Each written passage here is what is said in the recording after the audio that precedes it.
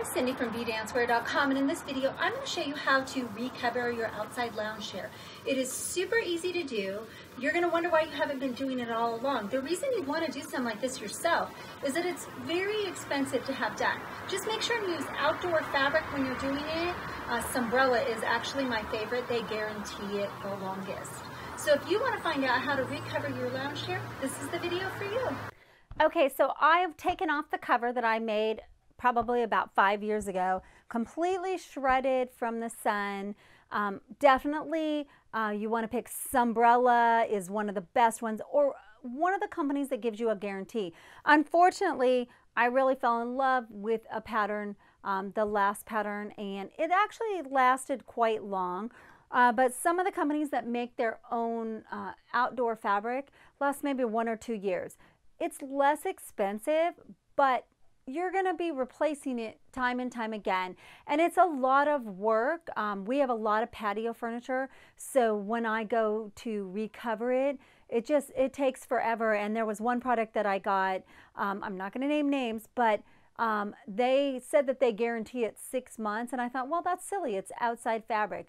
I should have listened. They really, that was all. It lasted 6 months. It started fading. If I wiped it, there was a problem. So pick a company that's got a good reputation. So what I've done here, and I believe in putting zippers in these things. You can take them off and wash them.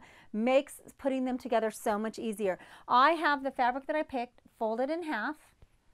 And you'll want to be careful because there's the line on the edge with holes in it. You don't want that to be part of your item. You want to make sure that that's either cut off or on the inside that nobody can see. So I took my chaise lounge cover, and I'm going to go ahead and just lay it right on here. I'm going to even it up. Now you can mark it if you want, but I'm pretty comfortable going freehand with this. So I'm going to go by the seam allowance that's already here. You do not want to overlock one of these covers. Make sure that's flush all the way down. Okay, so we're going to go there. We're going to go even. Okay, let's grab some scissors. I think they're under here somewhere, hiding. Maybe not. Oh, here they are, way over here. Okay, so in looking at this, you want to make sure it stays even. We're going to go ahead and it's going to have to fold back. I'm just going to actually just cut off this very edge because I want to make sure that I have plenty to sew under, so when people are sitting on it, it doesn't start to unravel. So we'll go there. And then it's at the very top touching. Keep it flat. Now, because this is such a big piece and a little harder to work with, what I'm going to do is I'm going to wrap it in itself. And then that way I can feel comfortable pulling this up. Hold on to it tightly and then readjust the bottom here. Make sure that there's no lumps or bumps underneath.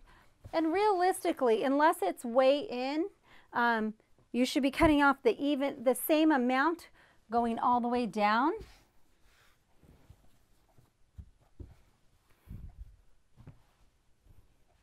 There we go. Don't lose the scissors. Sometimes I fold them up in there and cut that. It can cost hundreds and hundreds of dollars to have somebody sew these for you. So I definitely suggest that you cut this yourself. Make sure there's no wrinkles. Fold it down a little bit more. You want to be careful when you fold it, it doesn't push it down and move it down. So I always double check that when I'm done. Lay it on the floor, make sure that it's all even. Now I have little pockets in the side because I have thick foam. So I know that when I lay this flat, that's the length that I want it, and I know over here we want to keep that consistent, and on this side we're on the fold. So let's go ahead and take that and just cut it straight across.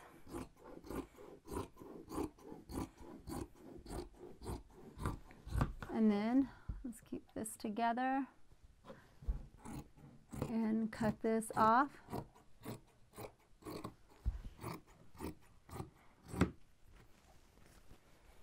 Okay.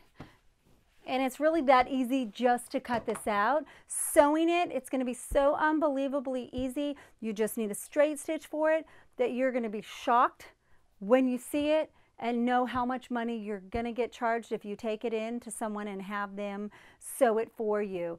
So find a good deal on the fabric, but remember, get fabric that will last because it's time consuming doing all of this. You don't want to have to next year do it again. Okay, so for this I have my zipper. I got a very long one, and now I'm going to take my fabric for the cushion, very long down it, like you're sewing down the side of a hot dog bun. And so I'm in a place where I want the zipper to start. You can buy a zipper on a roll, or you can buy a zipper that is, so it can be as long as you want, or you might want to just pick the longest one you can find, totally up to you. I'm going to take the zipper, I'm going to lay the fabric. This is the side I want to see. I'm going to lay this down, and I'm going to go a few inches from the top so it's not right at the top. It'll be easier to sew the corners down a little. And then I'm going to just pick up the presser foot. Now you could pin this down if you want. I'm comfortable not, but if you're a beginner sewer, make sure and pin all the way down so it stays where you want it to be. And then I'm going to zigzag. Now something to think about is when you're picking out your thread and your zipper and the thread, there is special thread that you can get that is UV thread that will last longer in the sun. So that's kind of important if you want to keep it there a long time. I have some of that thread. On this I'm not using it. It tends to be a little thicker. So what I do in those cases is I go down, here let's move this over a little. I go down the side, let's keep this from getting tangled. And I'll go over it twice because that thicker thread a lot of times you'll have to change your tension on. You can put it just on the bottom bobbin, and so we're going to just finish sewing. Like I said, you might want to just pin all the way down. If you're not confident, you can keep the same distance. Okay. And keep going. Okay, let's finish this up. And then I can flip it around and show you what the back side looks like. And then this particular zipper was from a roll, so it gives me, I can get the exact length I want. And then I'm going to go ahead and stitch this down here too. And let's cut that thread off. So I'm going to show you when that's the back side of the zipper, the back side of the outfit, and then, or I'm sorry, cushion cover. When I flip it over, you see that. You can keep it exposed like that, or what you can do is fold it up a little. And I'd suggest if you're new, use your presser foot, press it with an iron so you make sure and get it exactly where you want. But then you could definitely cover up that zipper, which is what we're going to do. So I'm going to stop the video right now. I'm going to sew on the other side and come back. Okay, so a few of the techniques in sewing the other side of the zipper that I want to let you know about. If you I always sew it with the fabric on the bottom side. You could do the top side, it's up to you. But whatever, if you sew the one on the top side, sew the other one on the top side. The fabric's going to stretch and pull a little differently. So you'll want to make sure and match it up right here, match it up on the other side, and make sure, I like the fabric underneath because the zipper doesn't stretch, but that way I can put it exactly where I want it and let the feed dogs pull it. If you pin it a lot, you can stop it from gathering. So if you don't have a lot of experience sewing, do that. Pin it. Just take the pins out as you go if your machine can't sew over it. But if you don't pin it, you could end up with gathering in spots, and that way you'll know right away. Now I've went ahead, you can go ahead and go over those stitches if you're not using UV fabric. Definitely suggest UV fabric, even though I don't use it a lot. Now we're going to take this part that's open here, and I'm going to pin it where it needs to go to cover over the zipper. So we're going to fold that zipper in half. I'm going to move the teeth out of the way so we don't have a problem. And I'm going to pin that. And I'm going to take it on an outside piece, you might want to have, when you do it, a little bit more seam allowance. And I'm going to go straight down and then get that zipper out of the way. And I'm going to match up a little above that top line there. And the reason I'm going above is because we weren't all the way in the beginning of the teeth there. And then I'm going to go ahead and do that on the other side. Same thing. I feel comfortable not using pins, but if it's your first time, definitely use pins. You will have less ripping out of seams to do. And now the key to this one is make sure that zipper pull is completely out of the way or you're going to break a zipper. I'm sorry, you're going to break a needle and a zipper probably.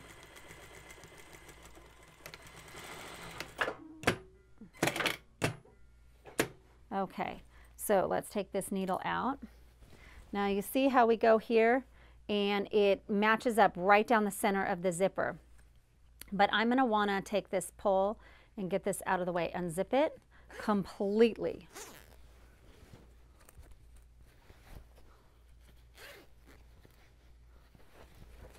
Let's get this opened.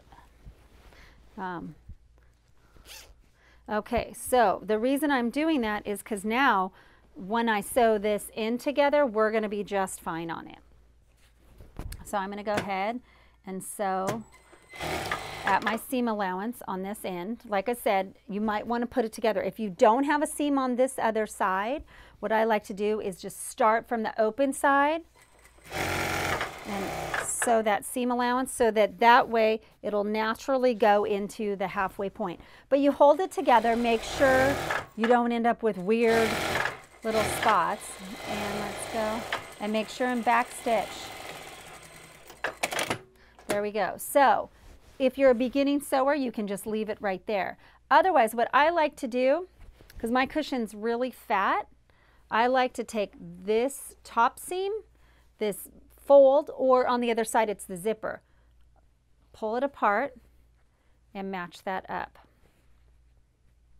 And then put a pin in that halfway point where the fold was, and a pin in this spot here. And if you fold it in half, you'll know if it's even. Okay, so I have a 3-inch cushion. So what I'm going to do is I'm just going to take a seam straight across here. So it'll help give a nice seam there so that it'll lay nice and pretty. Oh, lost my thread.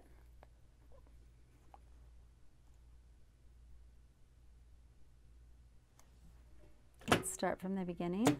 Now I've measured that and it's the 3 inches that I need. I know that, so it makes it easy to do. Keep that line straight, make sure and back stitch. See right there how it's like a triangle piece there? And then the beauty of that is when I go to put the cushion on, there's a nice spot right there where I don't have a weird puckering and it just comes right up against that thick cushion. And then I'll repeat that in all 4 corners. Now at this point you have a choice to make. You can just leave it so the zipper's exposed, or you can turn it around. Now I would definitely reinforce these spots here where the zipper meets the fabric. Let's go ahead and do that really quick. And you can hand stitch it. My machine can go right over those teeth. Not everybody's can. And what this is doing, and you'll want to go over it quite a few times, is see how it's created a stop point. So the zipper pull won't come off on either end. So now your other choice is, do you want to top stitch that or not? So what I'm going to do is I'm going to take the zipper, instead of leaving it open like this, I'm going to fold that right up to the edge. See, just like that, just the edge of the teeth, just before. So remember, when your teeth go together, they're going to overlap in the center. So I like to go just slightly past where the teeth start, like that. And let's pin it so you can see it. Now, like I said, you don't have to. If you don't care that the zipper is exposed, it doesn't matter. But this just adds a nice little detail. See how we have it like that? So when we zip it up, it'll be perfect. Now, if you're a beginning sewer and don't feel comfortable just freehanding it, you want it perfect. You can hand stitch it. I would definitely suggest you press that down, but I'm going to show you for time's sake what that gets you. Now you're going to feel on the zipper, make sure you don't right over the teeth. Keep watching that edge even though it's pressed.